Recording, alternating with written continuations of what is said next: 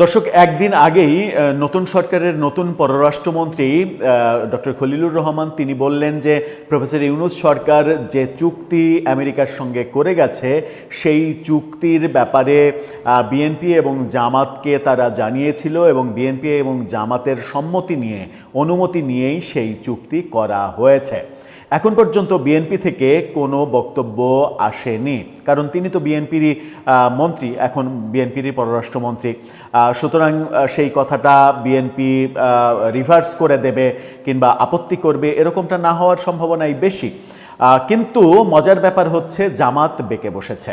জামাতের পক্ষ থেকে সাফ জানিয়ে দেয়া হয়েছে যে কোনো চুক্তির ব্যাপারে সরকার আমাদের অনুমতি নেয়নি, আমাদেরকে জানায়নি।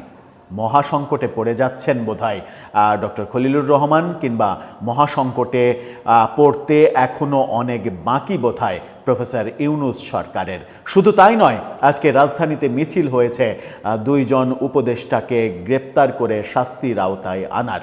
জামাত করেছে সেটা। চলুন একটু জেনে দেখি কি ঘটছে রাজনীতিতে নতুন করে। থাকবেন পলিটিক্স টিভির নিয়মিত আয়োজনে।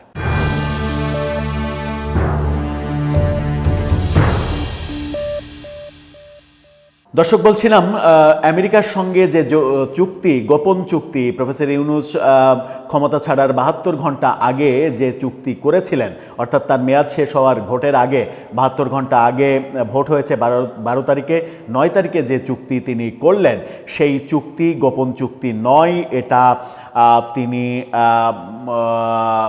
বলেছিলেন বারবার। তাই তিনি এবং তার উপদেষ্টারা বলেছিলেন, এবং বলার প্রেক্ষিতে বিতর্ক যখন উস্কে যাচ্ছিল তখন পল কাপুর, আমেরিকার সহকারী পররাষ্ট্রমন্ত্রী, তিনি বাংলাদেশ সফররত অবস্থায় একদিন আগেই বাংলাদেশের নতুন পররাষ্ট্রমন্ত্রী, যিনি প্রফেসর ইউনূসের নিরাপত্তা উপদেষ্টা ছিলেন, খলিলুর রহমান, তিনি বলেছেন যে এই চুক্তি ব্যাপারে বিএনপি এবং জামাতের অনুমতি নেওয়া হয়েছে, তাদের সম্মতিতেই এই চুক্তি করা হয়েছে।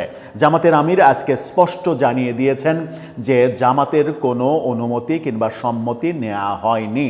কালের কণ্ঠের এই শিরোনামটা দেখে নিন। সেখানে বলা হচ্ছে, বিদেশি চুক্তি নিয়ে অন্তর্বর্তী সরকার আমাদের সঙ্গে আলোচনা করেনি। আলোচনাই করেনি, সম্মতি তো অনেক দূরের কথা।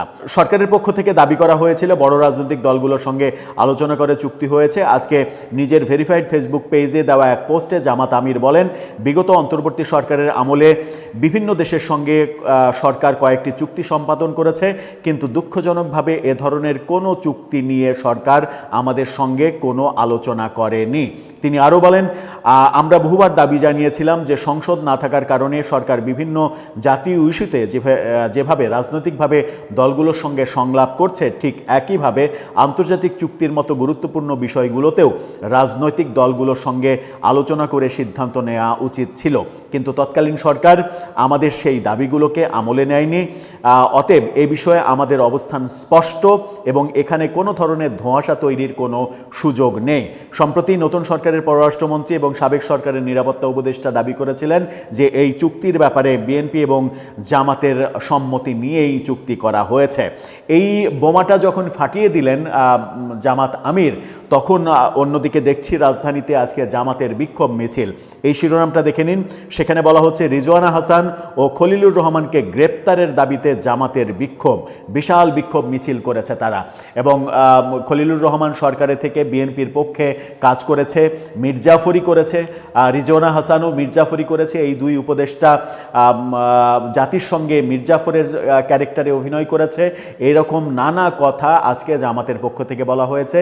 এবং এই সরকারের বিরুদ্ধে প্রথম কোনো মিছিল হলো, যেটা দাবি করা হচ্ছে, যদিও এই দুইজন বিগত সরকারের উপদেষ্টা, কিন্তু বিগত সরকারের উপদেষ্টা হলেও তাদেরকে গ্রেপ্তারের দাবি জানাচ্ছে জামাত। রিজওয়ানা হাসান যে কথা বলেছিলেন যে ধর্মান্ধ নারী বিদ্বেষী এই গোষ্ঠীকে ফ্রন্টলাইনে আসতে দেইনি আমরা, সেটাকেই জামাত ব্যাখ্যা করছে যে ইলেকশন ইঞ্জিনিয়ারিং মাধ্যমে জামাতকে হারিয়ে দেওয়া হয়েছে, বিএনপিকে জেতানো হয়েছে। কিন্তু রিজওয়ানা হাসান পাল্টা মন্তব্যে বলেছেন যে আমি এখানে ধর্মীয় উগ্রবাদের কথা বলেছি, যারা উগ্রবাদ ছড়ায় তাদের কথা বলেছি, তার সঙ্গে নির্বাচনকে মিলিয়ে ভুল ব্যাখ্যা করা হচ্ছে। এমন বক্তব্য তিনি দিয়েছেন। কিন্তু তিনি এমন বক্তব্য দিলেও জামাত নাছোড়বান্দা।